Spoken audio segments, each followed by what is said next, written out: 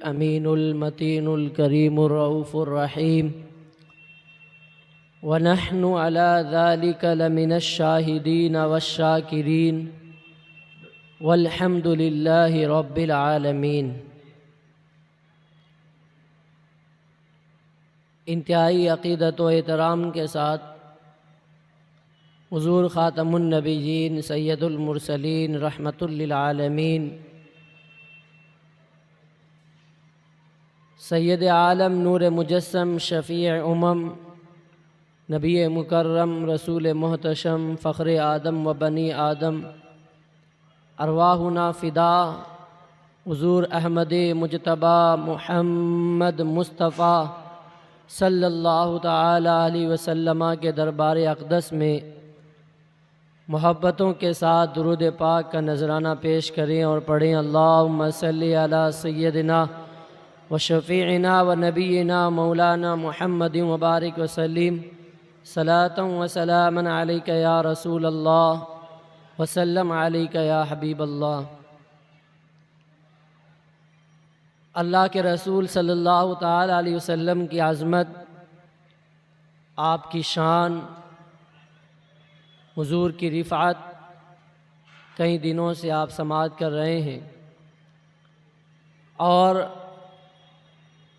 ہم دن بدن اس مبارک گھڑی کے قریب ہو رہے ہیں جس گھڑی کے بارے میں اعلیٰ حضرت نے فرمایا، جس سہانی گھڑی چمکا طیبہ کا چاند، جس سہانی گھڑی چمکا طیبہ کا چاند، اس دل افروز ساعت پہ لاکھوں سلام۔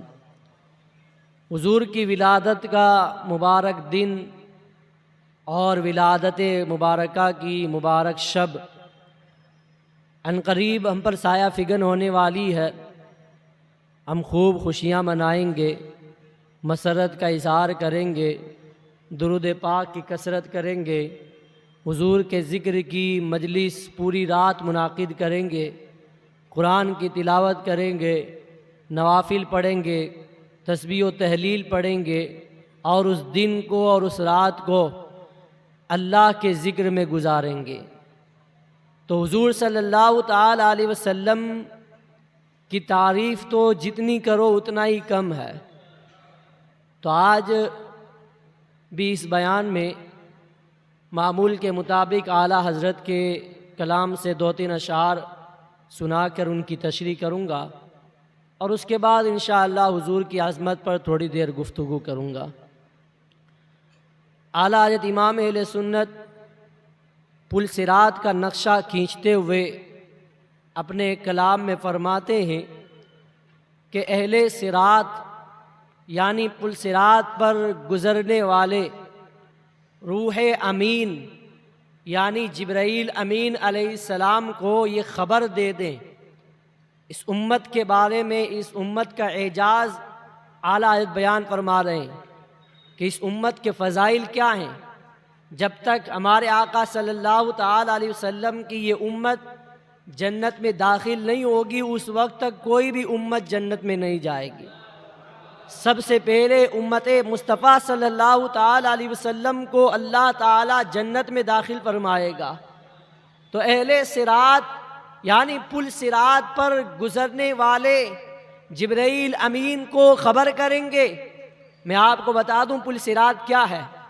میدان قیامت، میدان محشر سجے گا، اور اس محشر کے دن میں حساب و کتاب ہوگا، اور پھر حساب و کتاب کے بعد پل صراط سے ہر ایک کو گزرنا پڑے گا۔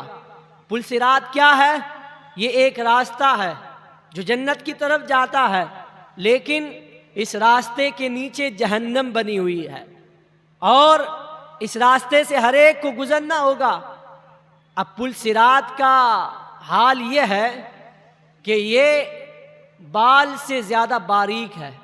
بال کتنا باریک ہوتا ہے؟ بال سے زیادہ باریک اور تلوار سے زیادہ تیز ہے۔ اس پر وہی گزر پائے گا جس نے دنیا میں اللہ اور اس کے رسول کی پیروی کی ہوگی، اللہ کے احکام پر عمل کیا ہوگا، اللہ کی بتائی گئی باتوں پر، اللہ تعالیٰ کے حکم پر عمل کیا ہوگا، رسول اللہ کی سنتوں پر عمل کیا ہوگا، اللہ سے محبت کی ہوگی اور اس کے رسول سے محبت کی ہوگی. ورنہ جس نے اللہ کے احکامات کو جھٹلا دیا، احکام پر عمل نہیں کیا، رسول اللہ صلی اللہ تعالی علیہ وسلم کی سنتوں کو جھٹلا دیا، حضور کی سنتوں پر عمل نہیں کیا، وہ جب اس پہ گزرے گا تو کٹ کے جہنم میں گر جائے گا. لیکن ایک مومن صالح، ایک سچا امتی، ایک سنتوں کا پیروکار جب گزرے گا تو آنکھ جھپکتے ہی گزر جائے گا اور جنت میں پہنچ جائے گا. تو یہ اعلیٰ حضرت نے اس امت کے فضائل کو بیان کیا کہ لوگ جبرائیل امین کو خبر کر دیں کہ یہ امت گزرنے والی ہے، تو جبرائیل امین کو کہو کہ اپنے پر فرش بنا دے، اپنے پر فرش بنا دے، اپنے نورانی پر اس امت کے قدموں کے نیچے بچھا دے، تاکہ یہ امت جبرائیل امین کے پروں پر سوار ہو کر جنت میں پہنچ جائے. اعلیٰ فرماتے ہیں اہل صراط روح امی کو خبر کرے، اہل صراط روح امی کو خبر کریں، جاتی ہے امت نبوی فرش پر کریں، جاتی ہے امت نبوی فرش پر کریں. اور یہ ہمیں اعزاز ملے گا، یہ فضائل، یہ مناقب، یہ کمال اس امت کو کیوں ملے؟ تو یہ سب صدقہ ہے ہمارے آقا صلی اللہ علیہ وسلم کا. ہم حضور کے امتی ہیں، اس لیے اللہ تعالیٰ نے ہمیں یہ عظمت عطا فرمائی، یہ فضیلت عطا فرمائی. اور حالانکہ ہم سب جانتے ہیں کہ ہمارے اعمال کیسے ہیں. ہمارا دن بھی گناہوں میں گزرتا ہے، رات بھی گناہوں میں گزرتی ہے، صبح بھی گناہوں میں گزرتا ہے اور شام بھی گناہوں میں گزرتی ہے. ہمارا لمحہ لمحہ گناہوں میں گزر رہا ہے، اس کے باوجود ہم اپنے آقا سے محبت کرنے والے ہیں. حضور کی بارگاہ کے غدار نہیں ہیں، ہم حضور کی بارگاہ کے وفادار غلام ہیں. ہم حضور کی بارگاہ میں عرض کرتے ہیں یا رسول اللہ، ہم برے ہیں تب بھی کس کے ہیں؟ آپ کے ہیں. بھلے ہیں تب بھی کس کے ہیں؟ آپ کے ہیں. یا رسول اللہ اپنے کرم پر نظر کریں، آپ کے کرم کے سامنے ہمارے گناہ کچھ نہیں ہے. ہمارے گناہ چاہے سمندر کے جھاگ کے برابر ہو جائیں، لیکن میرے آقا کے عفو و کرم کے آگے وہ کچھ بھی نہیں ہے. میرے آقا جب درگزر فرمائیں گے، حضور کرم کی نگاہ فرمائیں گے، تو حضور کے کرم کی نگاہ کے سامنے ہمارے گناہوں کی کوئی حیثیت نہیں ہے.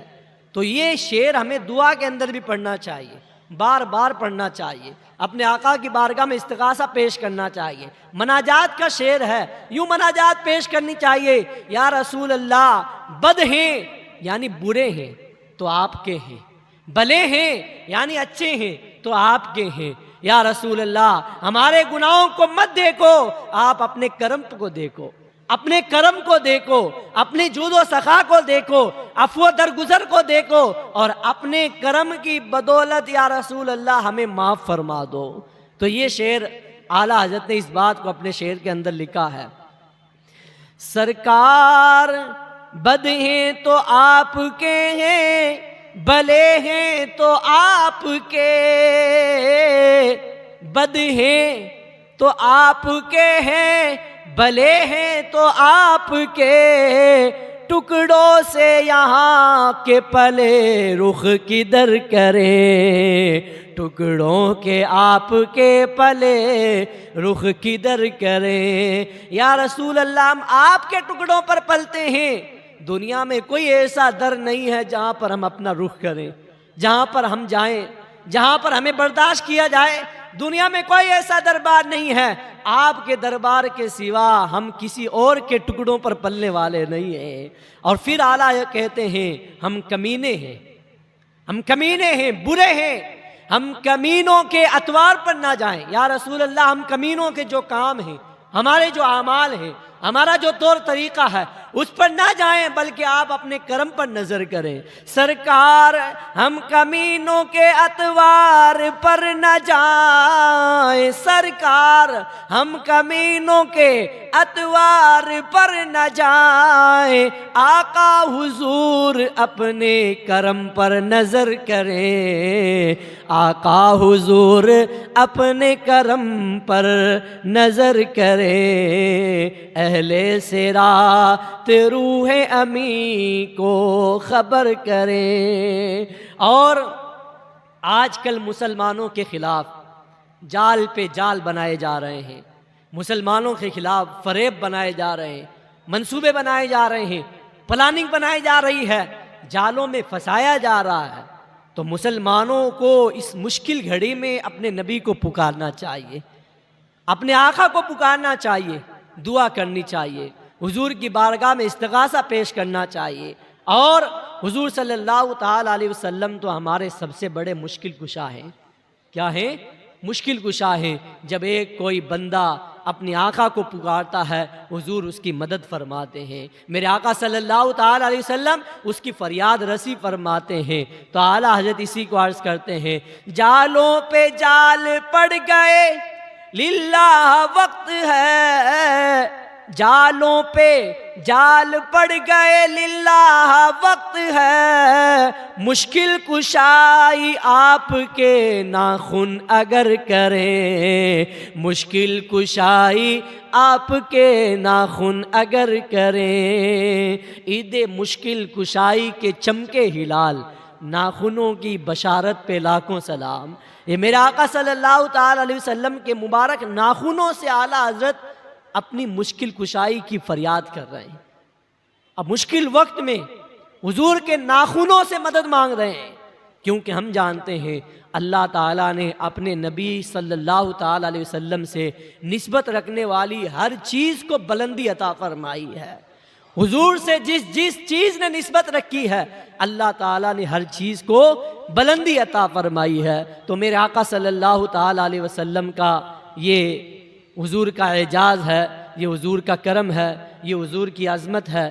میرے آقا صلی اللہ تعالی علیہ وسلم کی عظمت اور رفعت اور آپ کے چرچے، آپ کا ذکر اگر ہم صبح و شام کریں گے تب بھی ہم حضور صلی اللہ تعالی علیہ وسلم کے احسان کو ادا نہیں کر سکتے، میرے آقا کے ذکر کو کما حق ہم نہیں ادا کر سکتے، اور سرکار کی تعریف کو بھی کما حق نہیں کر سکتے۔ درود پاک پڑھیں، اللہم صلی علی سیدنا مولانا محمد معدن الجود والکرم وآلہ وبارک وسلم، صلاۃ و سلام علیک یا رسول اللہ وسلم علیک یا حبیب اللہ۔ حضور کی عظمت کا ذکر قرآن پاک میں اللہ تعالیٰ نے کیا ہے، وَرَفَعْنَا لَكَ ذِكْرَكَ، اے محبوب ہم نے تمہارے لیے تمہارے ذکر کو بلند کر دیا، تمہارے ذکر کو بلند کر دیا۔ اب میرے آقا صلی اللہ تعالی علیہ وسلم کی ذات ایسی ذات ہے کہ حضور کی تعریف کے خطبے قرآن بھی پڑھ رہا ہے۔ نعت خوانی ہم نے قرآن سے سیکھی ہے، یہ نعت پڑھنا، یہ حضور کا ذکر کرنا، حضور کی تعریف کی مجلس منعقد کرنا، یہ ہم نے قرآن سے سیکھا ہے، احادیث طیبہ سے سیکھا ہے، صحابہ کرام سے سیکھا ہے، تابعین سے سیکھا ہے، ائمہ سے سیکھا ہے، اہل بیت سے سیکھا ہے، اولیاء سے سیکھا ہے، اور اس امت کے علماء سے سیکھا ہے۔ ہمیں علماء نے بتایا کہ حضور کی تعریف کس طرح کرنی ہے، ہمیں اپنے اس امت کی اولیاء نے بتایا کہ حضور کا ذکر کیسا کرنا ہے، ہمیں تو قرآن نے یہ سلیقہ بتایا کہ حضور کی عظمت کے چرچے کیسے کرنے ہیں۔ تو ہم حضور صلی اللہ تعالی علیہ وسلم کی عظمت کے گن گاتے ہیں، حضور کی تعریف کے گن گاتے ہیں، حضور کی ثنا میں نعت پڑھتے ہیں۔ تو یہ کوئی نیا طریقہ نہیں، یہ بہت پرانا طریقہ ہے، یہ قرآنی طریقہ ہے، یہ سنت نبوی سے ہمیں ملا ہے، یہ صحابہ کے طریقے سے ملا ہے۔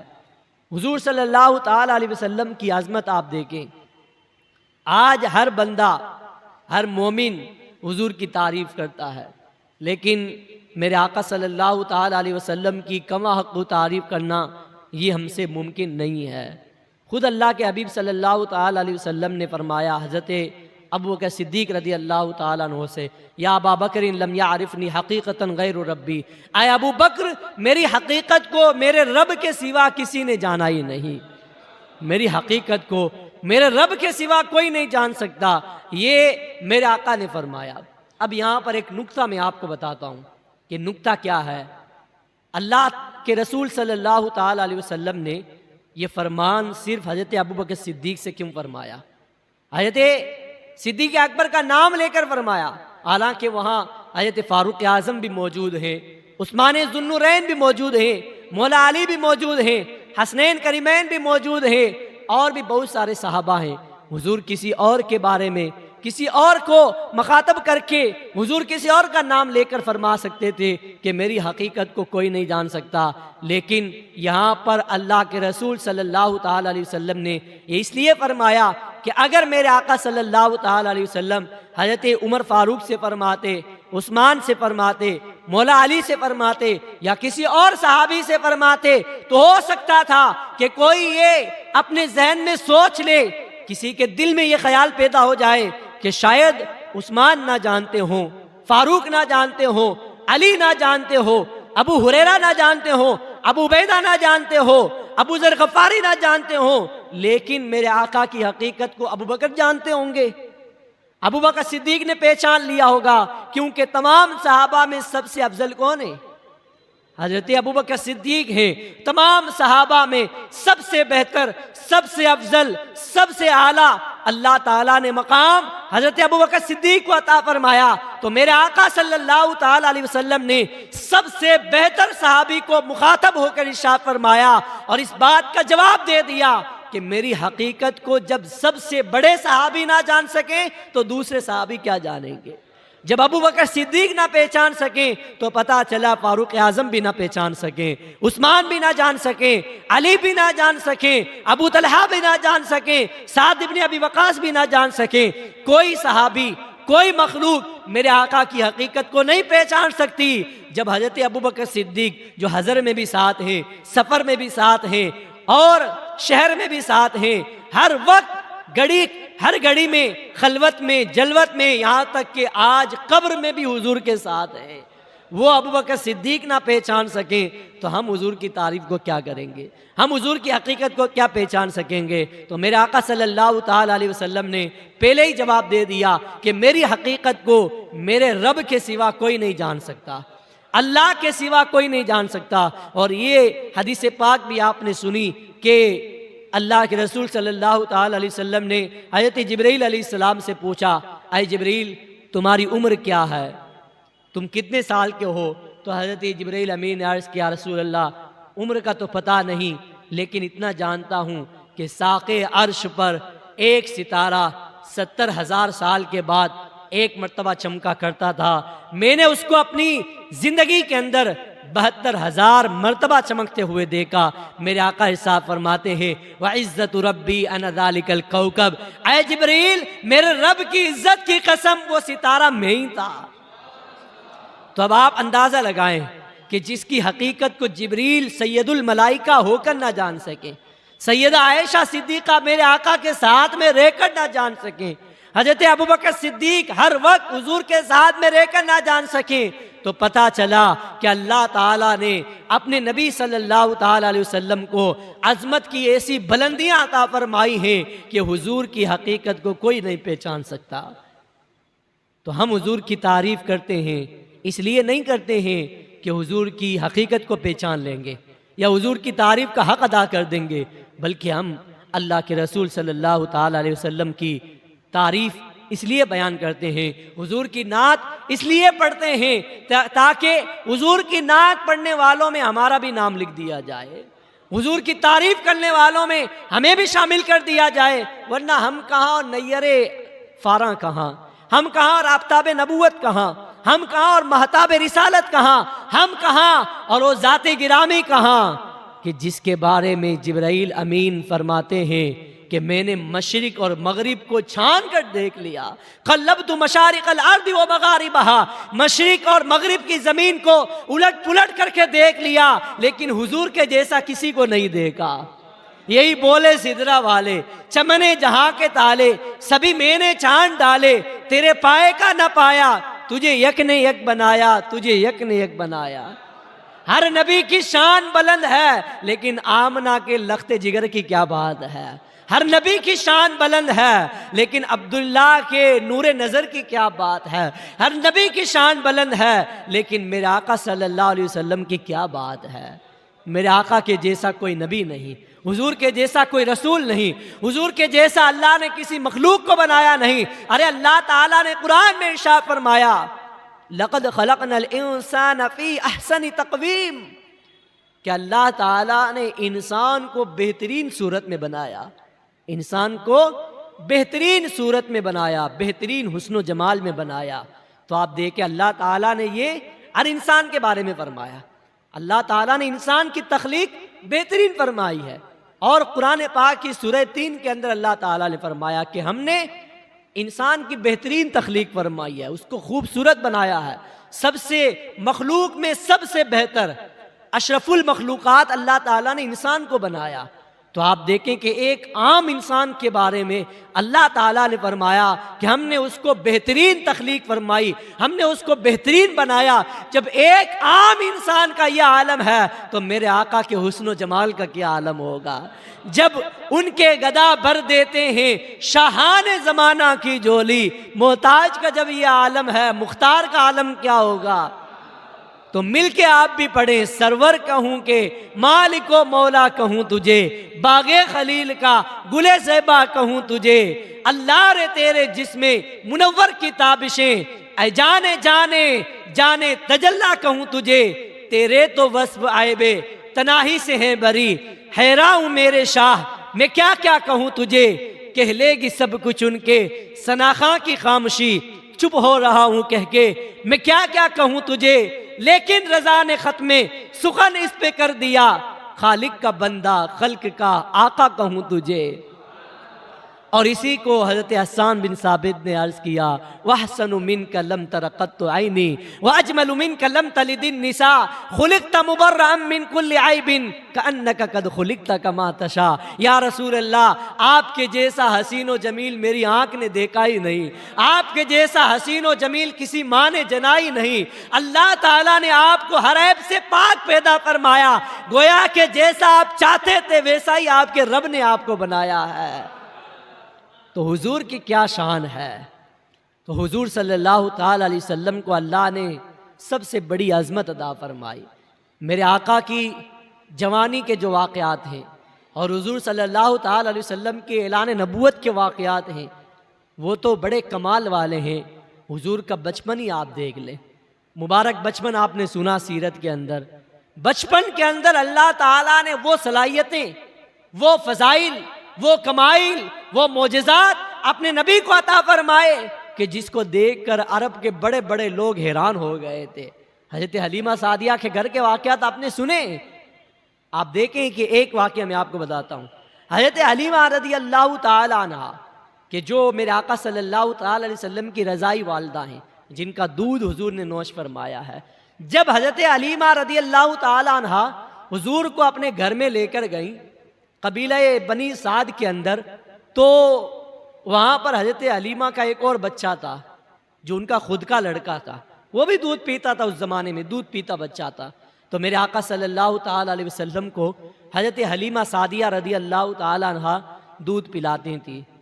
فرماتی ہیں خود کہ میں اپنے ایک چھاتی سے حضور کو دودھ پلا کر دوسری چھاتی بھی حضور کے سامنے پیش کرتی تھی، اپنا دوسرا پستان بھی حضور کے سامنے پیش کرتی تھی، لیکن میرے آقا صلی اللہ تعالی علیہ وسلم صرف ایک چھاتی سے دودھ پیتے تھے، نوش فرماتے تھے، دوسری چھاتی کو ترک فرما دیتے تھے۔ کیوں؟ اس لیے کہ حضرت حلیمہ کے گھر میں ایک اور بچہ دودھ پینے والا تھا، اس کے خیال میں میرے آقا صلی اللہ علیہ وسلم آدھا دودھ اس کے لیے چھوڑ دیتے تھے۔ تو بچپن کے اندر انصاف کا یہ عالم، عدل و انصاف کی اتنی بلندیاں بچپن کے اندر کسی اور کو نہیں مل سکتی، یہ اللہ کے نبی کو مل سکتی ہیں۔ یہ اللہ کے نبی کا انصاف ہے کہ 2 سال سے بھی کم عمر ہے، لیکن آپ دیکھیں انصاف کا یہ عالم ہے، ایک چھاتی سے دودھ نوش فرماتے تھے اور دوسرے کو اپنے بھائی کے لیے چھوڑ دیتے تھے۔ میرے امام عشق و محبت رضی اللہ تعالیٰ عنہ اعلیٰ حضرت نے اپنے ایک شعر کے اندر اس کو یوں بیان فرمایا ہے، بھائیوں کے لیے ترک پستہ کریں، بھائیوں کے لیے ترک پستہ کریں، دودھ پیتے کی نسبت پہ لاکھوں سلام۔ دودھ پینے کے زمانے میں ایسا انصاف، نسبت کا مطلب ہوتا ہے انصاف قائم کرنا، عدل قائم کرنا۔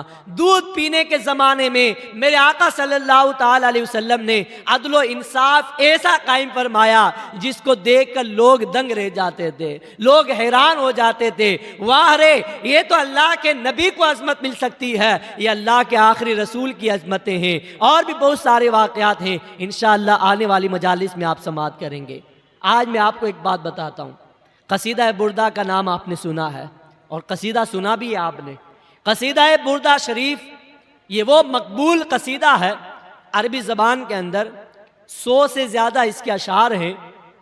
حضرت امام شرف الدین بوصیری رحمۃ اللہ علیہ کا لکھا ہوا قصیدہ کہ یہ وہ قصیدہ کہ جب حضرت امام بوصیری رحمۃ اللہ علیہ کو فالج ہو گیا، فالج کا مرض لاحق ہوا، لقوہ ہو گیا، تو آپ نے رسول اللہ صلی اللہ علیہ وسلم کی بارگاہ میں یہ قصیدہ لکھا اور حضور کی خدمت میں پیش کیا۔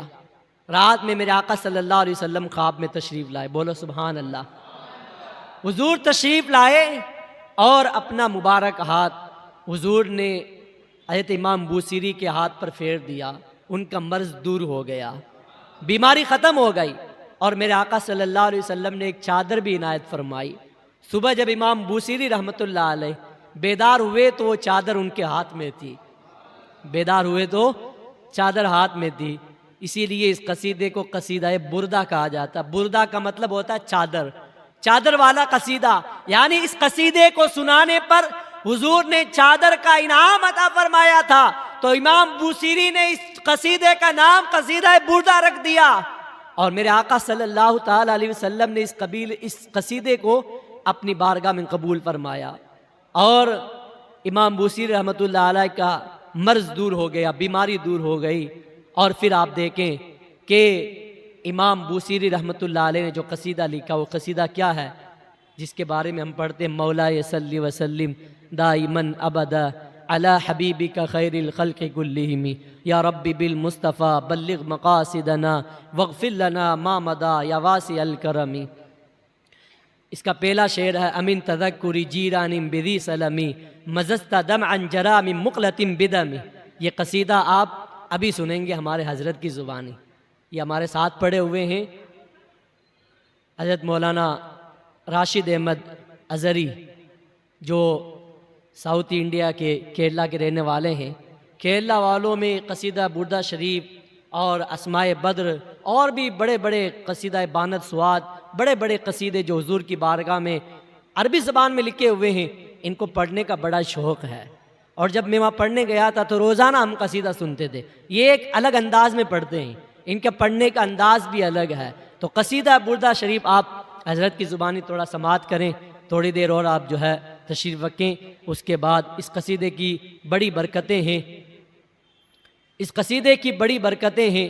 میرے آقا صلی اللہ تعالی علیہ وسلم نے اس کو قبول فرمایا، اور جس گھر کے اندر یہ قصیدہ پڑھا جاتا ہے اس گھر میں خیر و برکت نازل ہوتی ہے، پریشانی کے عالم میں پڑھا جاتا ہے پریشانی دور ہوتی ہے، بیماری کے عالم میں پڑھا جاتا ہے بیماری دور ہو جاتی ہے۔ اس میں حضور کی تعریف کی گئی ہے، حضور کی ولادت کو بھی ذکر کیا گیا، مولود النبی کو بھی ذکر کیا گیا، میرے آقا صلی اللہ تعالی علیہ وسلم کے معجزات کو بھی بیان کیا گیا۔ قصیدہ تو بڑا طویل ہے، لیکن اس کے چند اشعار آپ ہمارے حضرت کی زبانی سماعت کریں گے۔ آئیے حضرت کے لیے نعرہ لگائیے۔